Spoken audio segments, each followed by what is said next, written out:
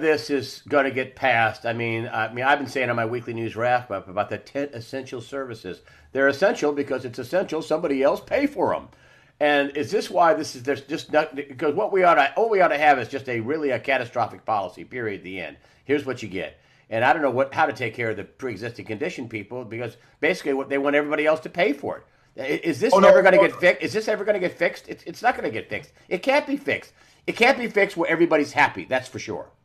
Well, no, wait a minute, Greg. That's not entirely true. There's going to be a few people for which it's very hard to fix. But let's back up a bit. The problem is that the costs are too high. Yeah. And the reason the costs are so high is because you have what amounts to a racketeering enterprise in medical care in the United States. It is illegal for you to take your car to a car dealer and have him tell you, you say, well, the engine is making a weird noise. And he won't give you a price. Okay? He says, I'll tell you how much it's going to cost to fix the weird noise in your engine after I fix it. And oh, by the way, how much you pay depends on which car insurance company you have your car insurance through. If you have it through State Farm, and you won't know this until after I fix it, you'll pay $200. If your car insurance is through a USAA, you'll pay $50. If your car insurance is through Geico, then you're going to pay $1,000. And if you don't have car insurance except for a basic liability policy because maybe you had too many wrecks or you got a drunk driving conviction, so you have SR22 insurance, it'll be $10,000. That's what goes on in the medical system today. It's illegal everywhere else. If you had a gas station that wouldn't tell you how much the gas costs until after you pumped it and you had to pay them because the gas was already in your tank, they wouldn't have anybody that would ever go there. If all the gas stations in your town got together and did this, they'd all go to jail. Well, hello? Is there any way of fixing this? Is there any really way of fix the way it is, the way it's set up now? Repeal Obamacare, replace Obamacare. There's going to be a lot of losers in this because the cost cutting is going to fall on people that need the insurance the most. Well, now, wait a minute. Remember, insurance is only appropriate for something that hasn't happened yet. That's right. If I want to buy fire insurance on my house and I just lit the house on fire, then the cost of the insurance, say my house is worth $200,000, the cost of the insurance is $220,000. Yes, because that's a great point. Yes, because the insurance company has to make money. I ought to just stroke a check for $200,000 and be done with it because I'm going to pay more no matter who I run the payment through. All right, no one works for free ever, anywhere. Period. End of discussion. That's it. Now, the problem is this. Today, let's say you get cancer, and the doctor says, well, you have to take this chemo and this radiation therapy, da, da, da, da. By the time they add everything up, it's $200,000. There are very few people who have $200,000. Yeah, there's very few people that have $2,000. Now, wait a minute. What if it's 20? Yeah. You could probably figure out a way to finance that. You could also buy insurance against it because the probability of you getting cancer in a year is less than the probability of you wrecking your $20,000 car, right? Yep. So it would be cheaper to buy insurance against cancer or any other weird, rare disease or something you haven't had happen yet than it is to insure your $20,000 automobile because it's far more likely that you're going to destroy the automobile than get the disease. That's right. So where's the problem? The problem is that the event costs $200,000. Why does it cost $200,000? Because the doctor doesn't have to tell me how much he wants to charge me before he does whatever he wants to do. And if he had to do that, if he had to give me a price, I might say, you know what? That's too much money. And so I go down the street and I start shopping and I look at the price that some other doctor wants to charge me for the same thing.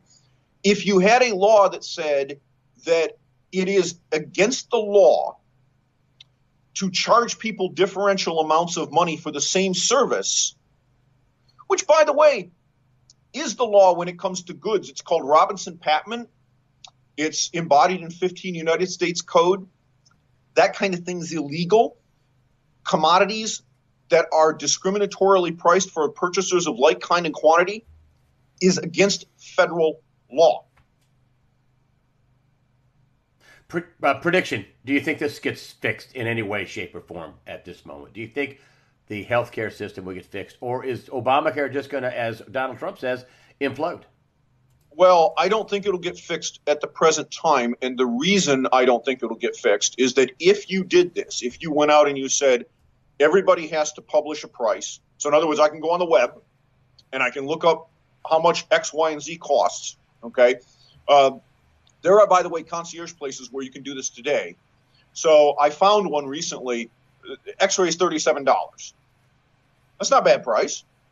Why are the bite wing X-rays at my dentist's office $143? I want to pay $37 because $37 is cheaper than $143. I'll drive across town to pay the $37 and then take the X-rays to the dentist because he just wants to see the X-rays. Where they come from shouldn't make any difference, right? So I should be able to buy the X-rays for $37 instead of $143.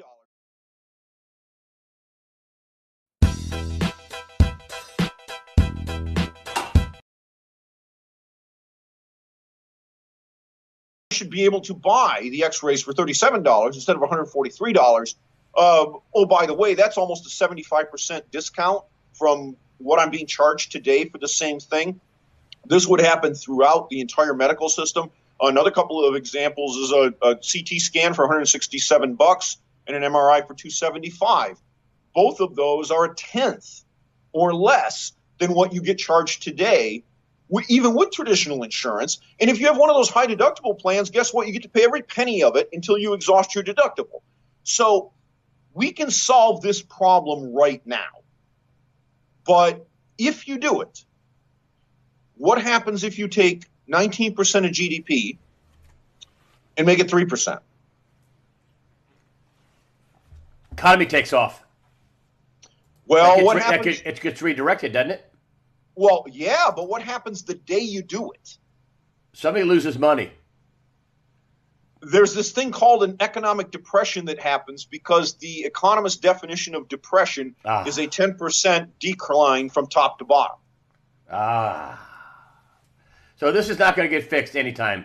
And your prediction is the healthcare situation that they have royally screwed up is not going to get fixed anytime soon.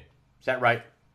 I don't believe it will, and therefore the only defense you have against being destroyed by this personally is to become completely independent of the healthcare system, and therefore your middle finger goes up. You just refuse to participate. And if you get ill enough that you have to have healthcare of some kind, you need something serious done, you go wherever you can get it for cash, whether that means somewhere like the Oklahoma Surgery Center here in the United States, or you get on a plane fly to India. You can have a bypass done in India for $2,500, including everything.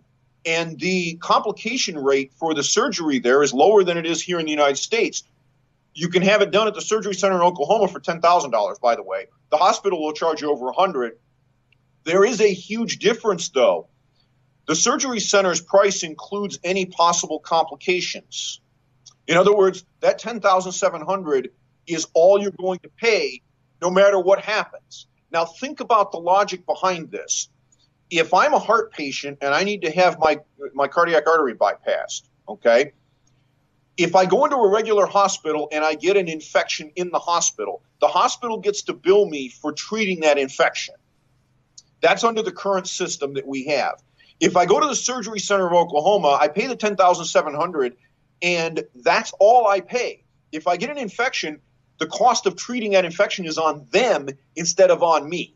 So which one of those two places has a better incentive to make sure I don't get an infection? Yeah, you got it. Let's move on to the economy.